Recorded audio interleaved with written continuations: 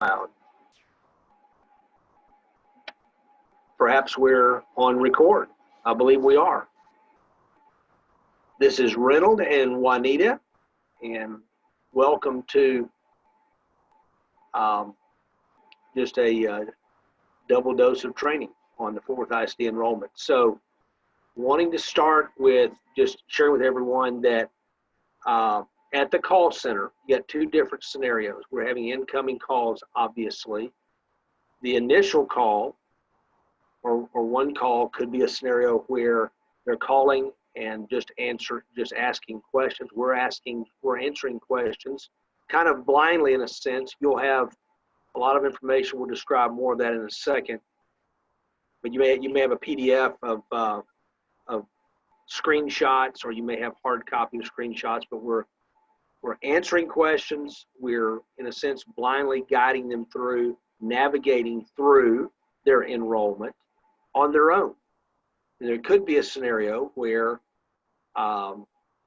we end up having to get their permission to basically capture their login credentials and enroll them. So everybody's familiar with this domain, mybenefitshub.com/Fort Worth ISD. Can't stress enough how important it would be to spend some time on this and as a refresher on your own, and we'll talk about specifics as to what you want to zero in on. But Juanita, anything on the front end before we jump into benefits and mock enrollment? Not anything I can think of at the moment. Okay, so here are the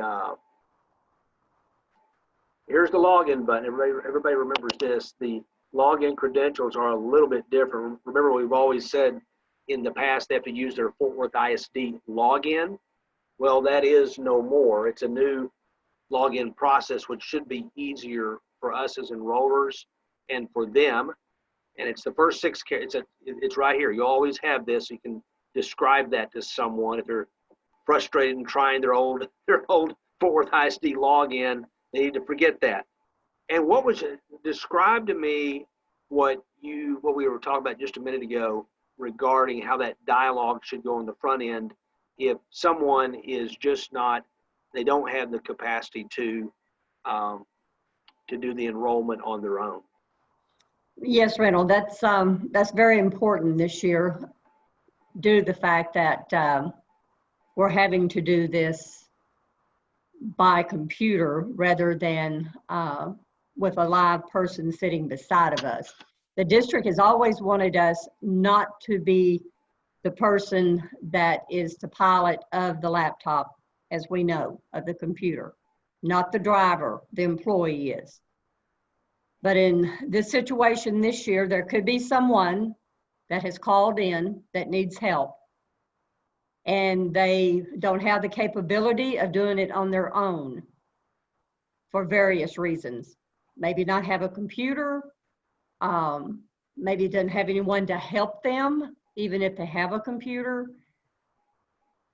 You have to understand that this year, all these calls that are coming in will be recorded. So keep that in mind.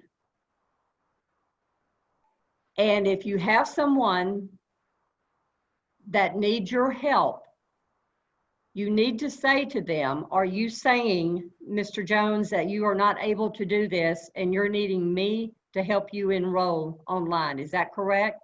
Yes. You don't have anyone that could possibly do this for you at a later date. You're wanting it done today with my help. Yes. So you're willing to give me your username and your password, and we will continue.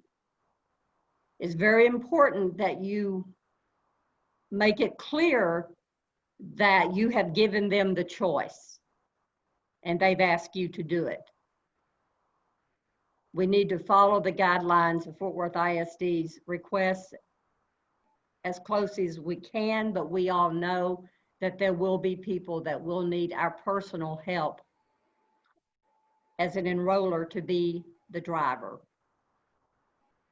Okay, and so everyone understands as well that when you do this scenario here, if we're doing that, we're gathering their information, we're entering username and password. After we do that, it's going to come up to create a new password. So again, username is still going to be the same, but the new password is going to have to be reset. So as you do that, you ask them, what would you want your new password to be? They tell you, and then Ms. Smith, you need to write that down because you'll need that password in order to log back in. So, okay. And to remind them, it needs to be something that they can remember, that it's simple.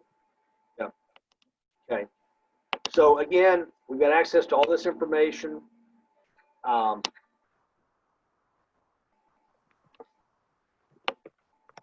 Remember, you can click on medical, and you've got over here the 2020 plan information. You click on that. We may come back to describing some other tools here in just a second, but for now, Juanita, I'm going to ask you if you would to give us the helicopter view of the new TRS plans. Okay, well, there are changes this year with the Fort Worth ISD TRS active care medical plans. So what's new? The first change is that Blue Cross Blue Shield of Texas is their new medical carrier for the 2020-2021 plan year. And with that change comes with Blue Cross Blue Shield brings two new plan designs. TRS Active Care Primary and the Active Care Plus. I will start with highlights of the TRS Active Care Primary. That's a plan that has lower premium, has copays for doctor visits before you meet your deductible. It uses the statewide network. PCP referrals are required to see specialists.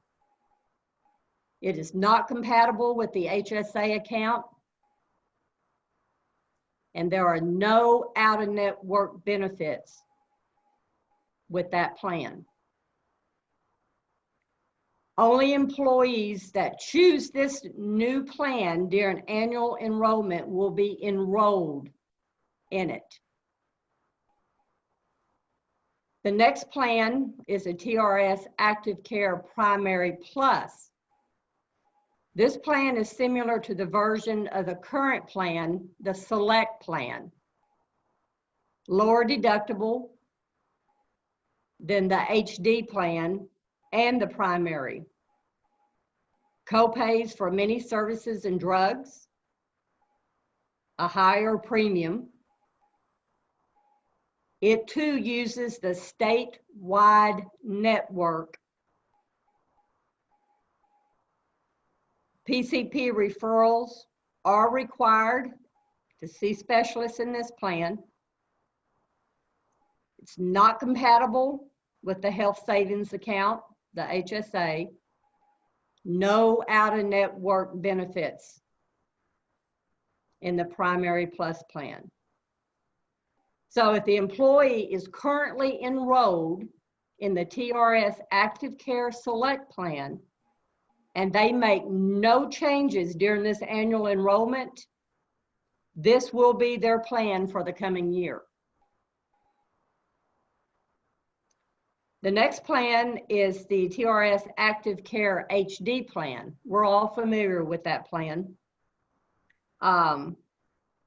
It's similar to the current plan that they have right now. If you remember the 1HD, it has a lower premium. It is compatible with the health savings account, the HSA. It uses a nationwide network with out-of-network coverage. No requirement for PCP or referrals. And it must meet deductible before the plan pays for the non-preventative care. So if the employee is currently enrolled in the TRS Active Care 1 HD plan and they make no changes during annual enrollment, this will be their plan for the coming year.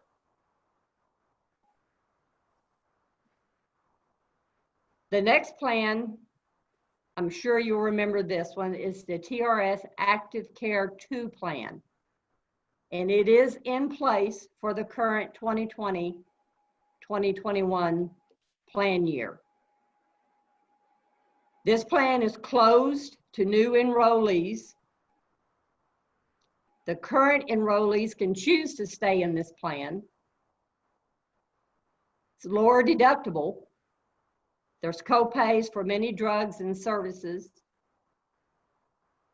It also is a nationwide network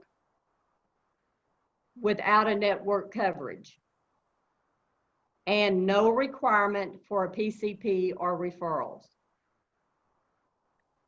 If the employee is currently enrolled in the TRS Active Care 2 and they make no changes during the annual enrollment, they will remain in the TRS Active Care 2 plan for the coming year. You just can't let someone else new enroll in that plan. It is closed. Important to remember that.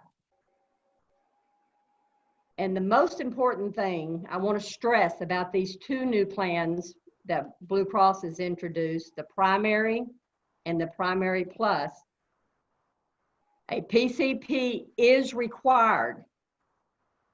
They have to pick a PCP. And we'll discuss that later on how to go about finding the PCPs for them. But they have to have a PCP for themselves. If they're enrolling their spouse, that PCP can be different than what the employees is. And if they're enrolling children, they can pick a PCP for that as well. Or they can use all the same PCP. But the point is, they have to have a PCP in the primary and the primary plus plans.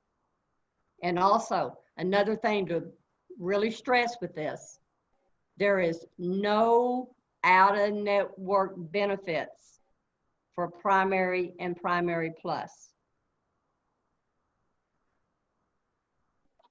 I think that covers the highlights of it, Reynolds. Very good, very good. I know there'll be more coming on the training that we're doing on the 29th, and to that end, Juanita talked about the primary care physician selection. There's information here about the search. I'd spend a little time if I were each of you. And then this is a very short video. This gives you a little bit of a clue to that too. And I think we'll learn more here in a second when we go through a mock enrollment. But I don't think I'm going to spend time for this purpose in going through all these. Much of this is much the same. Do have a little bit of additional new news on the basic term life with MetLife.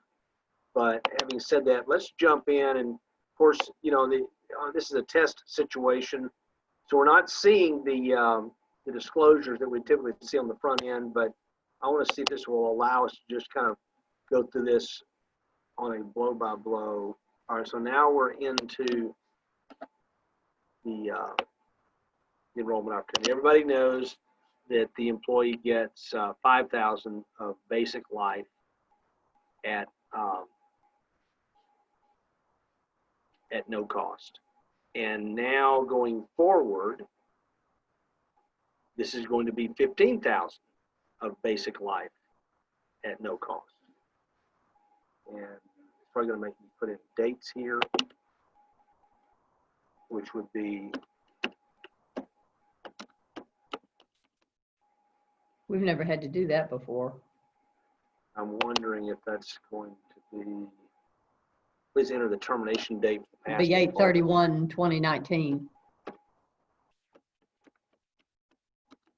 Surely that won't be a requirement.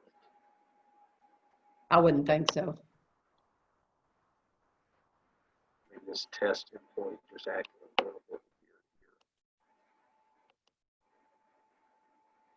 weird here. And typically we're going to have to go through it.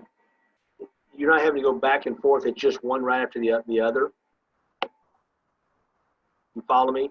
Mm-hmm. Yeah, I mean, typically it's just going to be one right after the other. And I don't think we're going to, I'm wondering though, I guess we're going to see that each person is going to see all of this information, a tutorial they have an opportunity to listen to.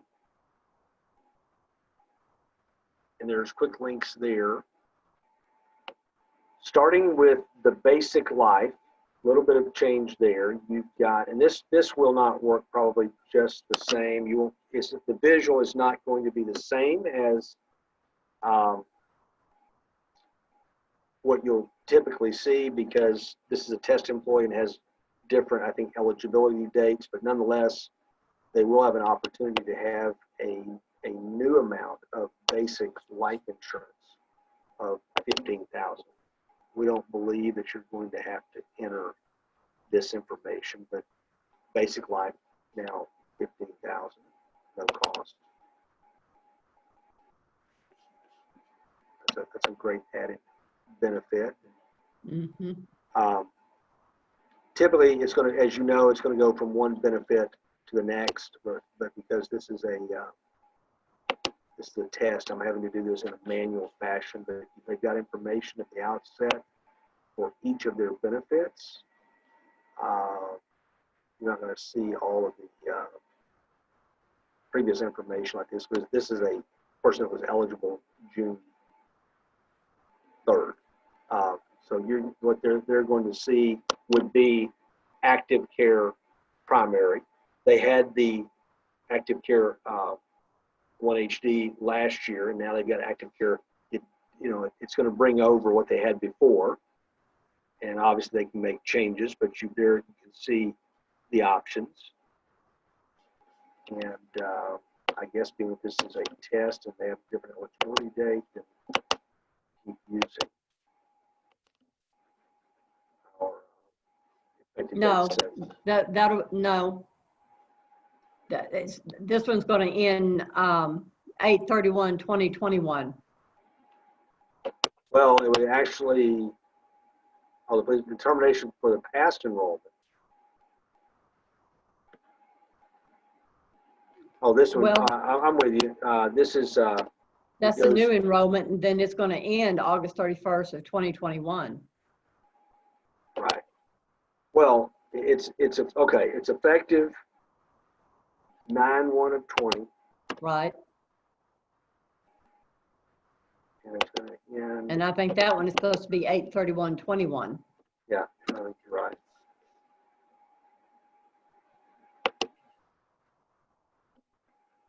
Yep, likes that.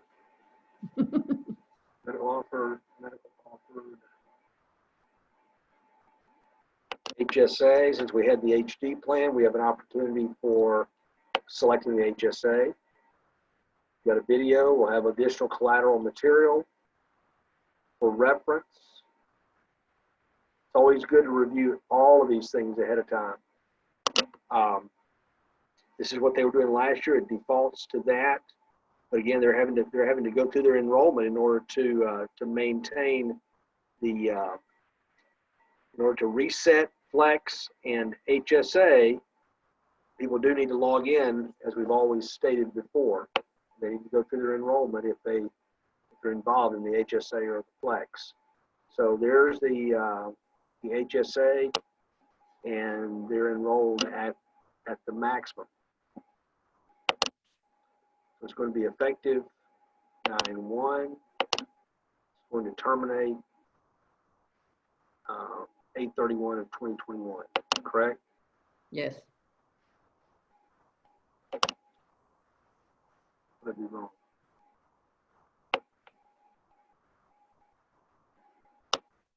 Oh, for the past enrollment.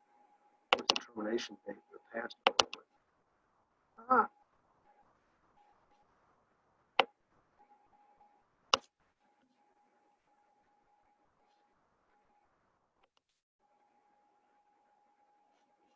Okay, HSA, dental.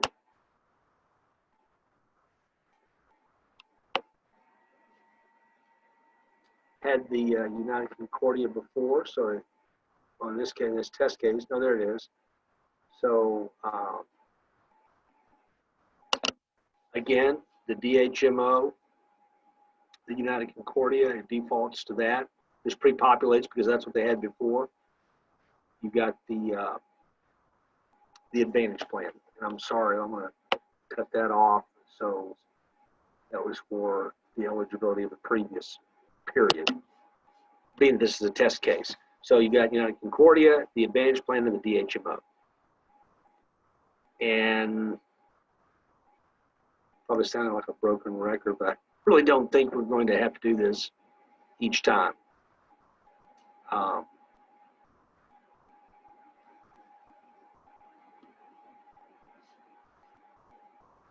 No.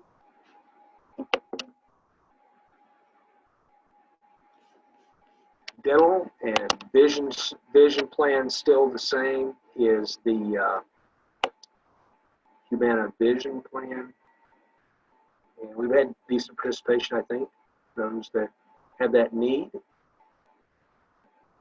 Again, always good to review, but I'm sure we'll be touching on this on 7/29, July 29th.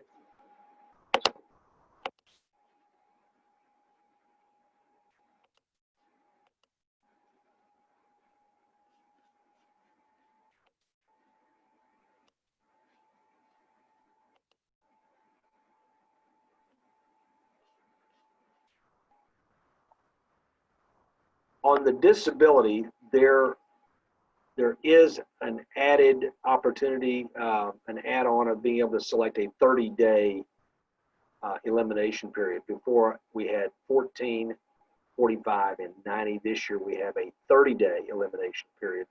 And so you've got the various options,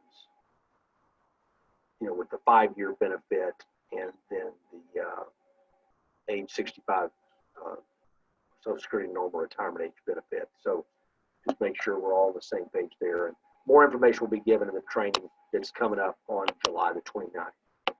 Do they still have the grandfather plan? I believe they do, but that's a question we'll find out the answer to on the 29th. Good question, though. Just we all want to make sure we have all the details down. Disability, cancer plan, still the same. I just want to be able to navigate through each of these so everyone is refreshed. Get the low and the high. And again, it's going to pre-populate if they have the plan currently.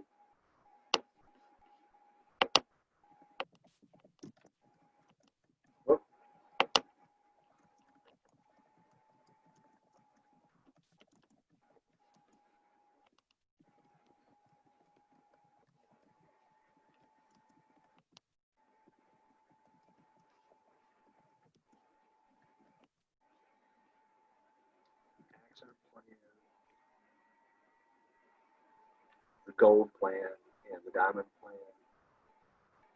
Everyone needs a refresher on that. The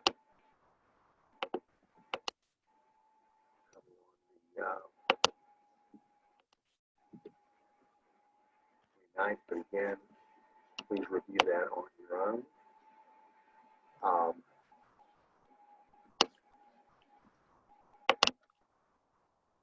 Optional term life.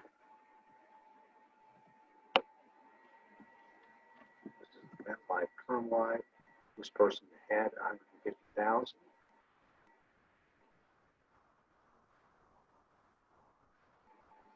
There is a guarantee issue opportunity to go up to 250,000 on a guarantee issue basis. So for those that may have, they have the need, or if they have had health concerns, it's an opportunity for them to up their life insurance without underwriting, understanding, you know, and when I'm visiting with people about the term life, and you're already pivoting to the permanent as well, because They go hand in hand. One's not better than the other. They complement and supplement each other, because we know the term is going to go up and eventually go away.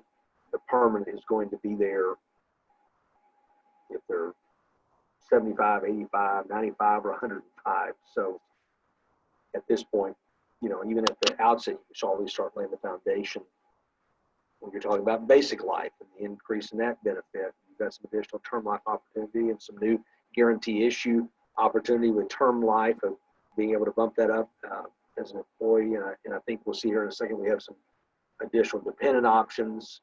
But everyone needs to understand that you know, the differences with the individually issued permanent and portable. And a lot of people have that, and we always, you know, make changes or add on there. Then a lot of people, there's a significant number of people with fourth ISD that don't have the permanent portable, and they've maybe never been to an enrollment, haven't had the opportunity to understand how the permanent life can help them. But you've got optional life with spouse, and I think this is what's going to happen with each screen. You're going to have, you're going to do the employee, then you're going to do the spouse option. So spouse can go up to 50,000 on a guarantee issue basis. It looks like this is what the spouse had, but if the spouse had 20,000, you'd be able to come here and add another 30 without having to answer medical questions. And that's a great thing for everyone. Just I would encourage you and encourage the employees, you know, to give consideration to, yes, it's easy. And for us as enrollers, sometimes we get caught up with wanting to just kind of get through the enrollment, but we want to educate and have people feel comfortable with all their benefit decisions. And but my encouragement is just because they can do it quick and easy, don't make that the default methodology. Be sure they understand the difference in permanent and term, and help them with both. It is a great opportunity to add some guarantee issue life coverage on employee, and then spouse, and then children. We had the old, was it the B, C, and D plans, Juanita? Yes. And so here, this situation,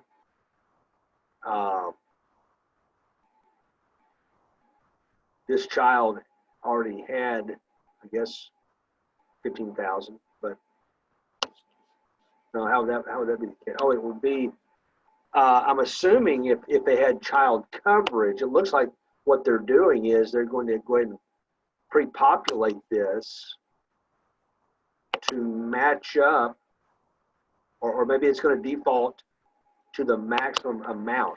This is a question we'll have to ask during the training session, or we'll come back regarding how that's going to populate on children, because the plans may not necessarily match up. They've got a, go ahead. I'm confused on that screen from what Scott said, because I thought, see, look at that drop down. Well, just remember that this is it's a test case. So yeah, 5, 10, and 15 are the options. I just don't know what, you know, for test purposes, what this employee had before. Well, I was thinking, looking at that, as 15,000 for the employee, 10,000 for the spouse, and 5,000 for the children.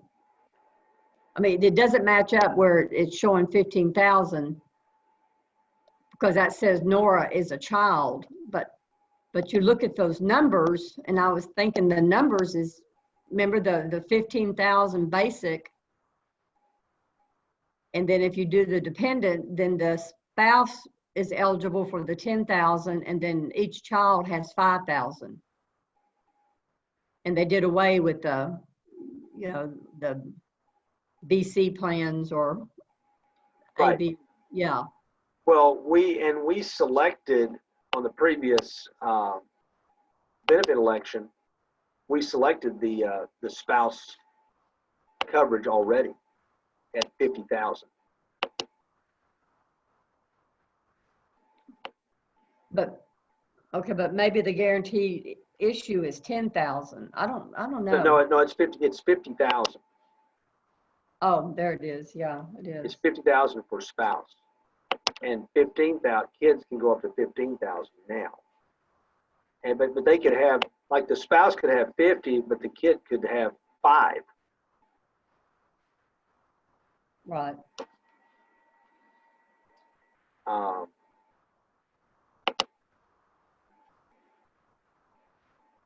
Oh, this is odd. Okay, that's what they currently have. It was option C and D. So the spouse had 20,000, the child had 10. Right. And if you had option D, then it was 30 and 15. Right. Yeah. And those, that's what they had, and it's obviously changed. But what I don't know is exactly how it's going to populate from what they had before. Are they just? I wonder if they're defaulting at the maximum guarantee issue amount, or how they're doing that. So that's a question we'll have to ask. and it could be different on the actual portal and not the test. Yes. Oh, what did I do wrong here? Oh, hello.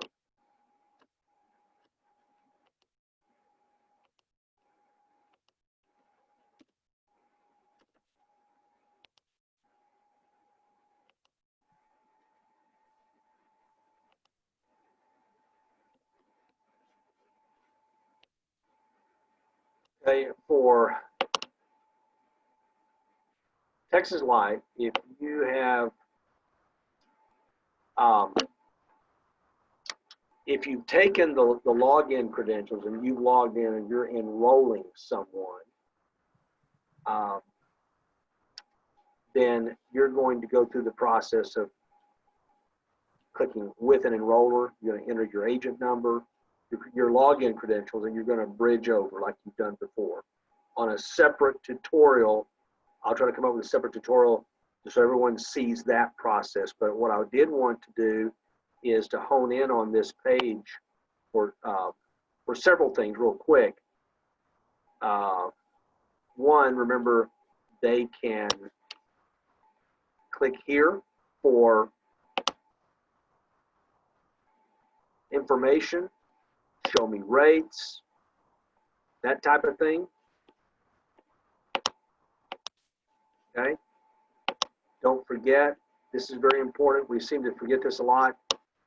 And if you're talking this through with someone, you can draw their attention to it. At the top, when you scroll down on the Texas Life page, notice if you want to see the breakdown of what you've got, you see the banner that shows Texas Life Insurance Company, white lettering, dark black box. Notice right underneath where you say click here, click on that and a box will open up and it will show you the face amount of the premiums that you have for you and for your dependents on the permanent portable life. Now, if you're wanting to make, if you don't want to make any changes, you don't do anything on this page. Mrs. Smith, you don't have to do anything. So you need to know that if you're enrolling for them or if you're describing this. If they're not making any changes on Texas Life, they don't have to do anything. They have an option here, and this is where you want to spend some time. You should have a rate brochure handy yourself so we can talk through adding some permanent portable life onto their benefits. As we always do, describe the merits of the plan. I won't go through all of that at this time. Most everyone knows that very well. But if they're ready, they can independently, if they're on their own and you're talking them through their enrollment blow by blow, you're hand holding but kind of blindly, they can click independently and self-enroll. I'm going to show you that in a second, and you got some additional training on that so everybody has a visual of what that looks like, so we can at least try to talk people through that or guide them through. If people are frustrated or they don't want to, that they're not ready to make a decision on the permanent portable life, you know, I like that idea, Juanita, but I'm just not sure if I'm going to, and I really don't have time right now to go through the application process. It's all, understand it's all electronic, don't have to do any blood, none of that. But I like the idea, but not ready to finalize. Well, would you like to have someone to call you about more additional information? Exactly. So you click yes, click save, and then that comes to us in the form of a report. We're able to do that. But if you're walking somebody through it, now if you're doing it, if you've logged in and you're driving, you're going to click with an enroller, enter your agent number, and take that application, as we've always done. If you're walking somebody through it, tell them to click on the independent button, okay? And that bridges them over. And in the last 12 months, have they used tobacco? Next. Pre-populates some selections, some choices. I like the $50,000 option. You can even take an odd amount of, say, $30,000, and it will calculate the premium. I don't see where it calculates the premium on that. Unless you, yeah, put one in and see if it comes up to reset the, okay. In the past, we had to hit the button for recalculate. Well, right, but here you've got, yeah, I'm glad we went through that. So yeah, here you've got the pre-selected amounts, but if you just type it in and then click over here, it brings up the premium. Mm-hmm. So I'm going to do the 50,000 next. Got all my dependents there. I'm not going to add any of my dependents. Actually, I don't. Well, let's just proceed. Individual coverage. Check the individual coverage boxes below for each dependent you wish to review available life insurance coverage options for, and then click next. So if you went forward and you wanted to go back and you wanted to see what you could have for this person or that person, there's an easy click. This child must be over the age of 26. Would that be the case? Born in 93? No? Maybe she already has coverage. I don't know on this test case. So I click next. I understand that Texas Life is not promising any insurance coverage until the policy is issued and premiums are received, except for any coverage that may be provided under the interim insurance agreement. Click interim insurance agreement for more details. Remember, they're considered covered effective immediately, provided that they be approved under normal underwriting guidelines. Once they sign the application, they're considered covered, even though deductions won't start for a while. But this is, you're agreeing to have this application, you're doing this application electronically. But again, if we're ever going through the independent button, then basically we're just blindly guiding someone through that process.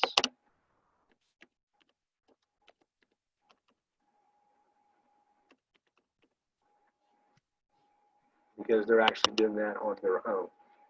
But I just want everybody, it's, you know, you got the application there. That should be a good guide as well. Yes, I'm actively at work. No, I haven't missed more than 5 consecutive working days because of illness or medical treatment in the last 6 months. And then in the last 6 months, have I been disabled, received test treatment or care of any kind in the hospital, radiation, chemo, dialysis, drug or alcohol rehab? No, then you're going to be approved. If it's yes, no, no. Okay, question for the proposed insured. Please check the appropriate box below on whether you had assistance in regard to Texas Life coverage you are applying for now. A representative helped me by providing a needs analysis, answering specific questions about my personal circumstances. Most people are not going to check that. A representative helped me only with navigating through the enrollment system. That somebody might check that. I completed the online enrollment process without assistance. Well, they're kind of getting some assistance if they're talking to you. Is that a good answer, Juanita? Well, it's kind of interesting because both of those other answers are very similar. Yeah. The other one saying you kind of went over the planned product. Oh, here's the Texas Life agent number. In this situation, if you're guiding someone through this, just blindly, my inclination is to just have them say unknown. Doesn't hurt to put the agent number in, but I'd lean toward just saying unknown, not necessarily giving that out. We could, I don't think it's a big deal either way. Do you have existing insurance or annuities with Texas Life? No. Will coverage replace or change any existing insurance policy? No. Beneficiary, remember you can edit, delete, add. Got privacy notice. By checking the box, I confirmed that I was delivered these disclosures and notices, was able to print and say that they've had access to all this by going through this.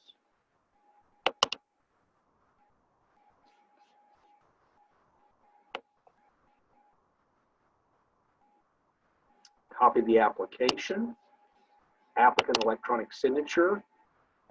You don't have the agent questions, agent report, because they're doing this on their own. And they can have electronic delivery or they can decline electronic delivery, which I typically lean towards having people do, so they get an actual hard copy of the policy. Okay?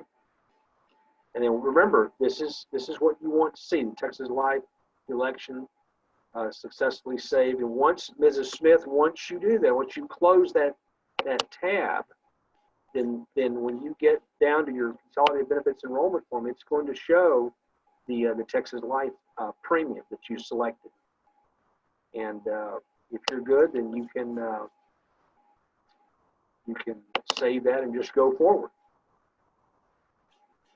Juanita, was there anything that came to mind as I was going through that we might want to add? No, not that I could think of. Nothing popped into my mind. Okay. Medical, the MASA plan, we've seen this for the last several years. And I would lean towards saying there's good, a good percentage of people that have enrolled in this. It seems to be it's either typically a yeah, I mean, it's a pretty quick yay or nay, but it's been a well-received benefit. The old January savings plan, back to It's still here. yeah, back to that, and they either love it or don't give a rip, you know. But there are people that love it. I could have just been advancing without even entering this. I think I could have continued on, but anyway, we're whipping through MASA, January savings. They'll mention this in the training session, but there is going to be this, some information about the annuity plans, and I believe it's just informational. I don't believe it's actually that we do anything. No, because it says enrollment is only available if you're logged in as an employee. But I don't think that we'd be talking about retirement plans. No. But that's new to it's going to be on the enrollment system. Flex and dependent care reimbursement are the last two things. And remind them, enrollers, when you get to that, ask them if they have any money left in their account. Because if they do, they're going to need to spend that. Before the end of October, is it? If it's still, you know, I mean, that's how it's been in the past, and they have until, I think like November 15th to file the claims. But at this time, I don't want to say that's what it is, since we haven't had this year's training, and that's through Higginbotham. Okay. But we just need to remind them that if they think they still have money in it, they've got to use it up or they'll lose it. Okay. Good point. And your reimbursement.